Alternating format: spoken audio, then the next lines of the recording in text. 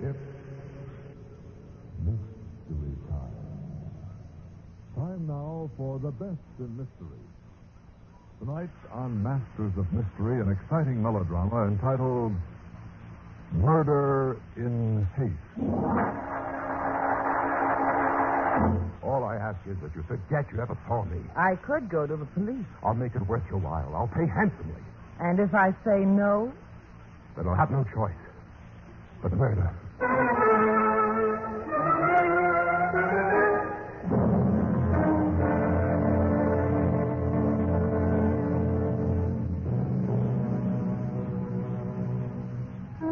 Good evening. This is John Dowd, your host for Mystery Time. Back again to introduce another in ABC Radio's great Monday through Friday dramas. Every night at this time, a new and different story. Our drama tonight on Masters of Mystery, presented live from New York, is written by Eleanor Beeson, entitled Murder in Haste. Not everyone gets a chance for a fresh start, a new identity. When Elbert Taylor gets such an opportunity, he feels that Lady Luck has done him a wonderful favor, until he discovers that it takes more than a change of name to wipe out a guilty past. As Masters of Mystery brings you Murder in Haste.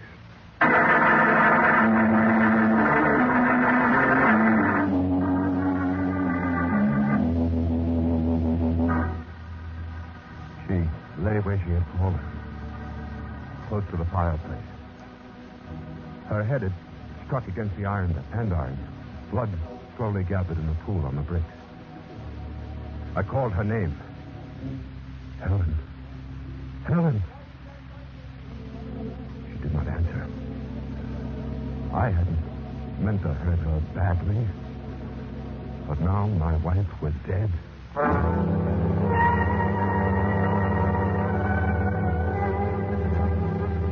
bent over and felt her heart. And Helen was dead, all right. We'd had our last quarrel. And now I'd killed her. It took me only a moment to decide on my course of action. If I called the police, they'd never believe it was an accident. I had to get away. I changed my name. I'd no longer be Elbert Taylor. I'd get a fresh start in a new city. I grabbed up my hat and coat, packed a bag, took what money I had, and slipped out of the house. 2 hours and 20 minutes later, I was standing on the observation platform of the Limited Express, bound for New York.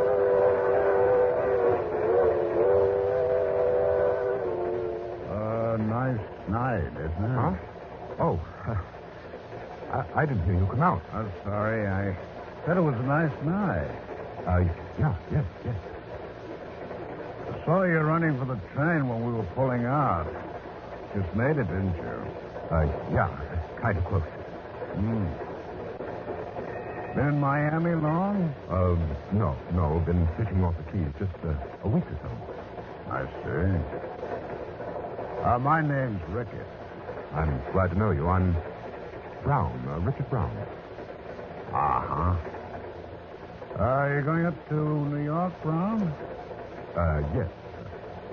Well, I guess I'll be getting in time. That's a good idea. I'll go with you.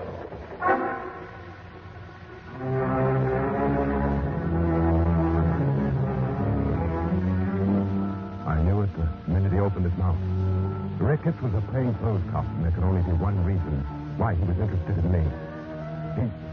He stayed right behind me as I walked back through the train to my seat. I wondered if he'd even sit down beside me when I got to it. Then, 10 feet from my seat, it hit me. My luggage was on the baggage rack over the seat, with my initials on it in big letters, E.T. Ricketts was just waiting for me to stop, just waiting for proof I was Elbert Taylor. Then he'd make the arrest. But I didn't stop. I kept on going. Brown. Yeah? Isn't this your seat? Why, no. I have a compartment up ahead. Oh, I see. Well, good night, Brown. Good night.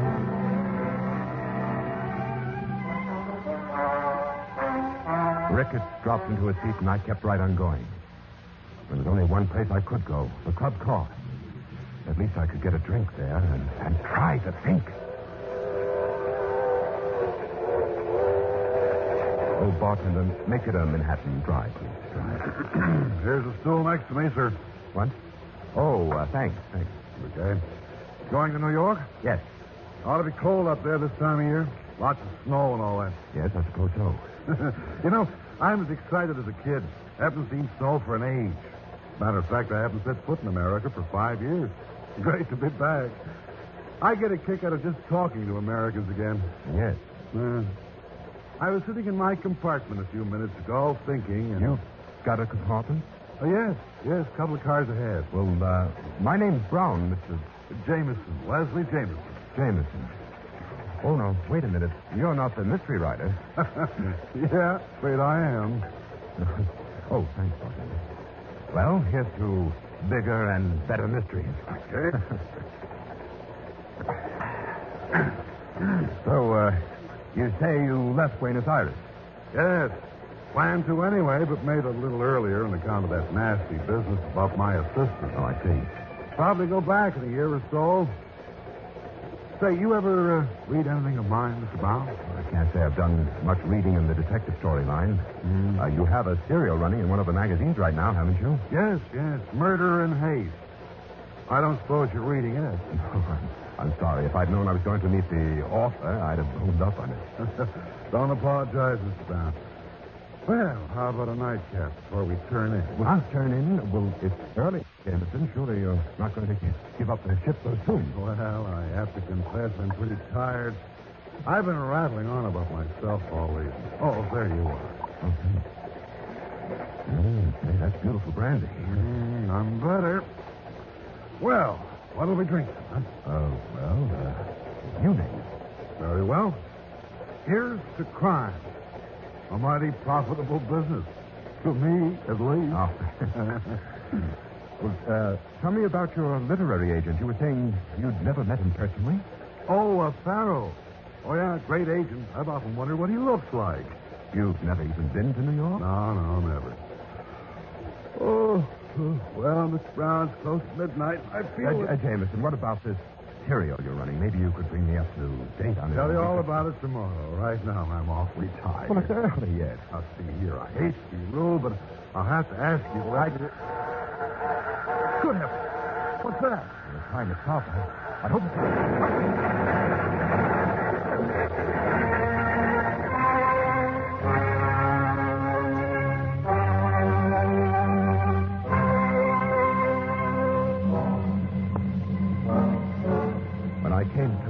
It was dark. I was lying in a tangle of wreckage all around me. And all around me I could hear shouts and cries, the hiss of steam. But in the tangled mess of steel and wood that had been a Pullman coach, I was miraculously safe. I pulled myself up, lit a match, and saw that Leslie Jamieson hadn't been so lucky.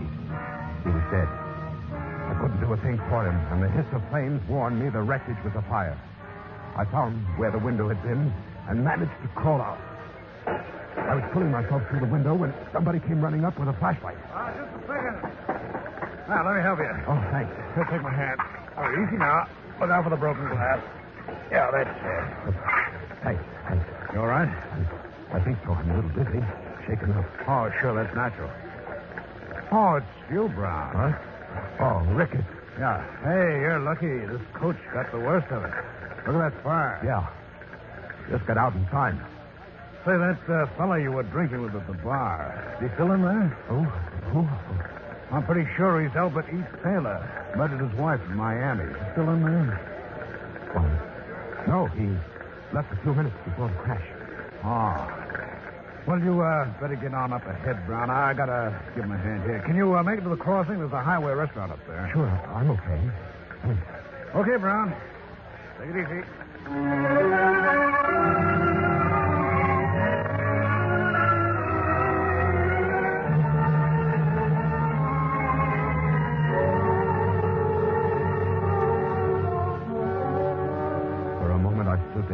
Dazed, watching the fire crawl closer. Then, as my mind cleared, I saw what an opportunity had been given to me. It was a risk, but I had to take it.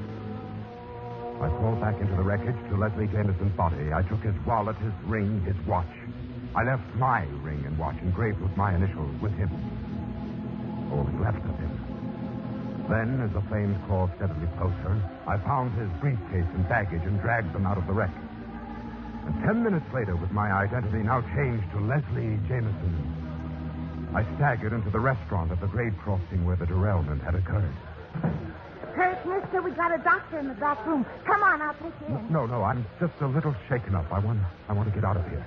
I thought I could hire a car or get a bus to New York. You were in the wreck? Yes, I was. What's your name? I'm Leslie Jamieson. Leslie Jamieson?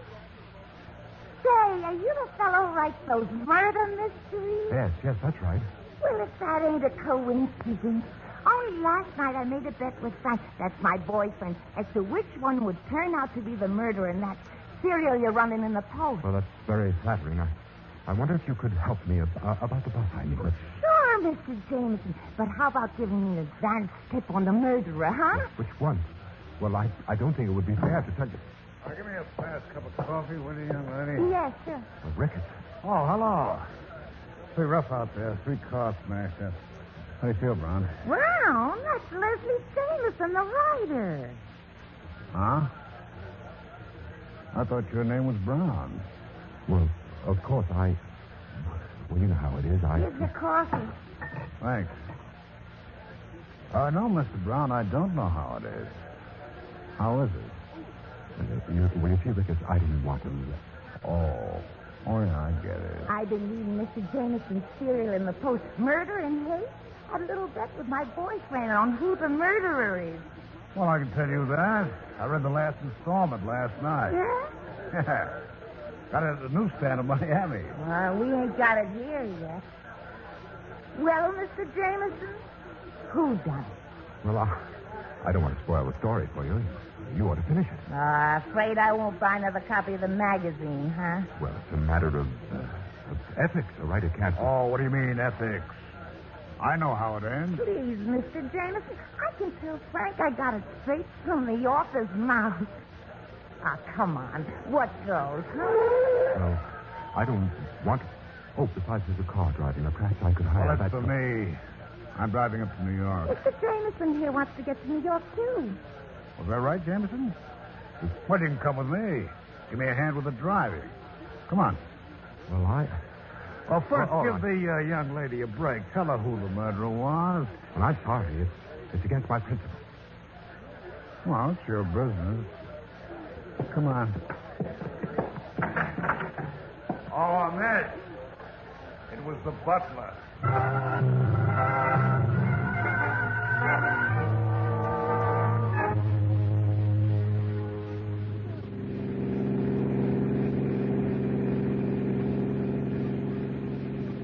You got hotel space in New York, Jameson?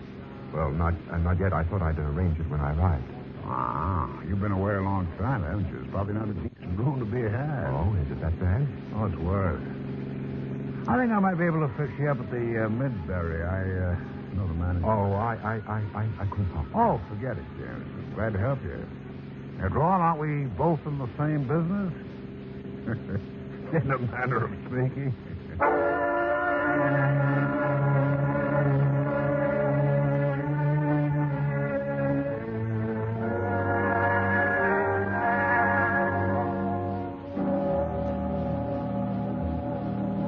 Well, I got a room at the Midbury, but not before the manager had tipped off the reporter that I was Leslie Jamieson. And as I crossed the lobby, I heard a flashlight bulb. The next day, there were pictures of me in all the papers. There was a story on the inside pages of the paper that Albert Taylor, wanted for killing his wife in Miami, had been identified as one of the dead in the train wreck in Georgia. That should have meant I was safe. But now, 5 million people had seen my picture as Leslie Jamieson. What if one of them had known me down in Miami? I waited with mounting apprehension for the knock on the door that would announce the police. And I wished Helen was back again, alive.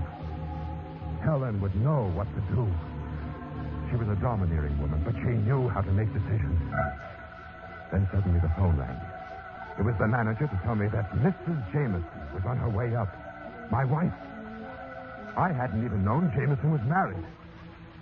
I walked up and down, my mind whirling frantically. I had to get away, and then the door buzzer rang. It rang again, and again. And I had to answer it. There was nothing else I can do. Just a moment. Leslie. Hello. What do you want? Maybe I'd better come in. Well? Well, what? What are you going to do about it?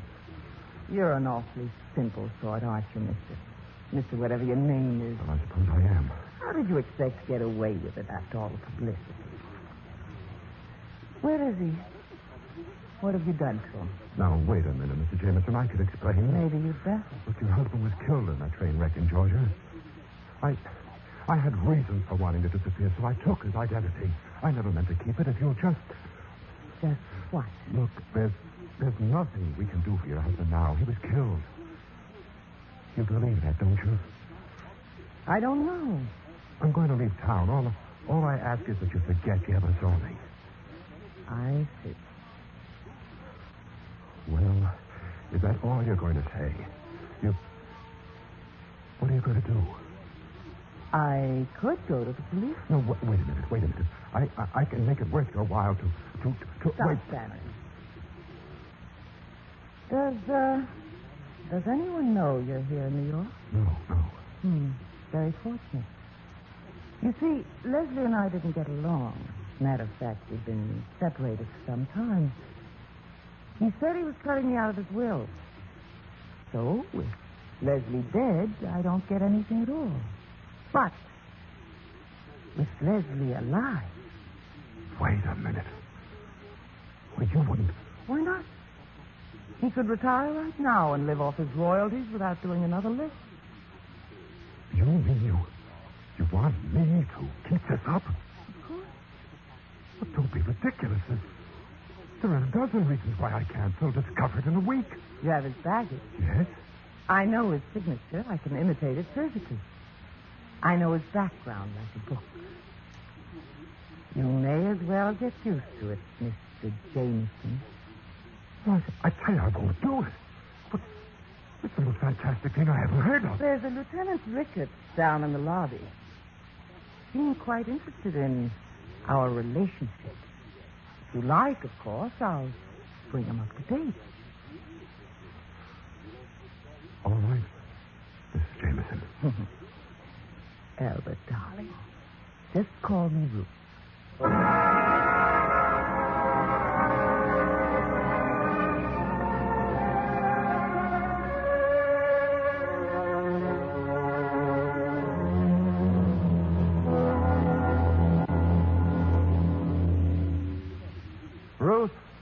Ruth!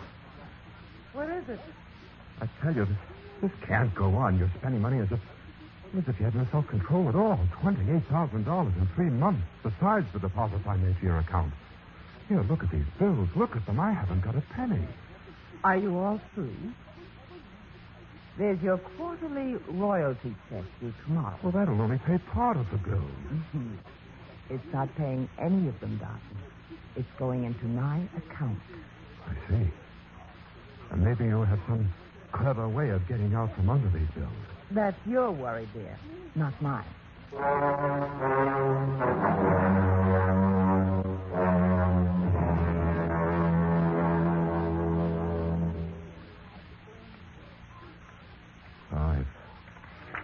17, 14, 32. Having trouble? Oh, nothing important. Just that my account's overdrawn by $5,000. Well, of course, you could finish your book, dear. Sure, finish the book. Write a Leslie Jamieson mystery. Well, then I suppose you have to think of something else. Ruth, be honest with me. How long do you intend to carry this on? Why, indefinitely, dear. There's to be no end. There is, if you want one. There's always the police. You could have been decent about it. Instead of spending money so irrationally. There could have been plenty without bleeding me to death. I think I've been quite fair with you. You've kept your freedom. Freedom. 6 months now. Those people worry me. He can't. This isn't it. Haunted by worry, night and day, trying to dodge my own shadow, afraid all the time. An irrational woman spending money as if she were insane, holding a dagger over my head. Get hold of yourself. And now there's no way out. Trapped. Run into a corner. No way to turn. No end in sight. Nothing to do but go on and on until I break, unless... Help it. Unless... But what are you doing? Stay away from me!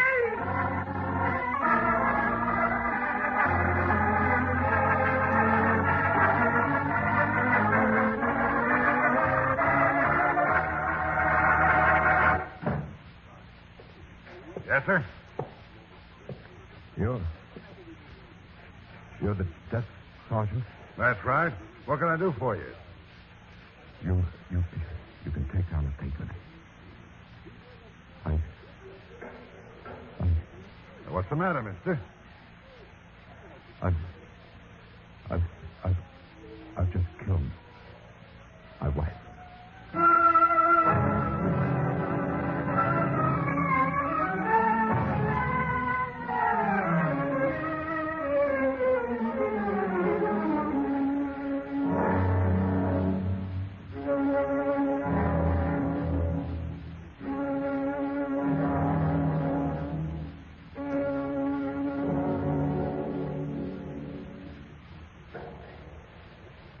That's how it happened, Sergeant.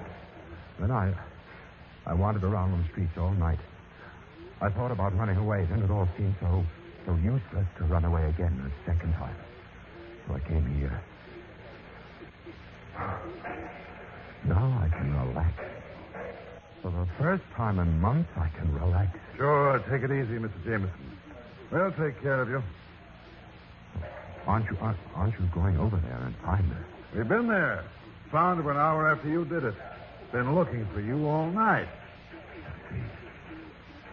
You may as well know she's not my wife. Yeah, we know, Mr. Jamieson. She was your assistant in Buenos Aires. What? You say she was shaking you down. What did she have on you, huh? My assistant? In Buenos Aires? Yeah, that's right. Your assistant. Have you had a lapse of memory or something, Jameson? The assistant? I remember now. Now tell me, Jameson, what was she threatening to take you to the police? Huh? Okay.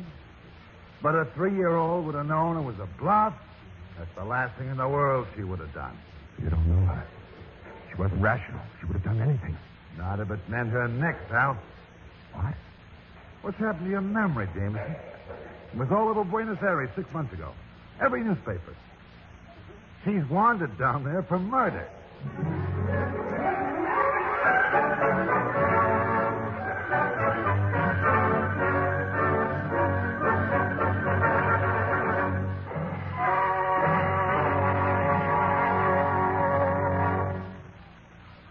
This is John Dowd again, your host for Mystery Time.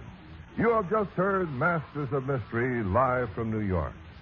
Tonight's play, Murder in Haste, was written by Eleanor Beeson and produced by Martin Andrews in association with Ronald Dawson and Robert Arthur. Featured in tonight's drama were Richard Janiver, Ralph Bell, Ivor Francis, and Connie Lemke.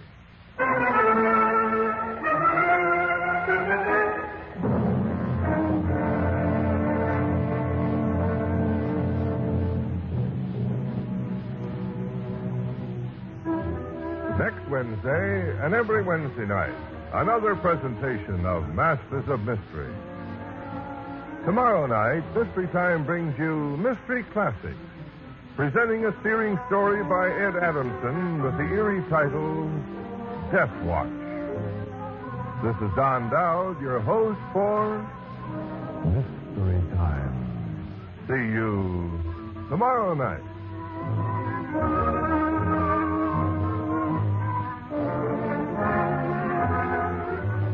This program came to you live from New York. This is the ABC Radio Network. You were listening to WLS, the Prairie Farmer Station, Chicago 7, Illinois. 23.5 minutes after 11 o'clock in Chicago. The present temperature now 12 degrees, humidity 79%.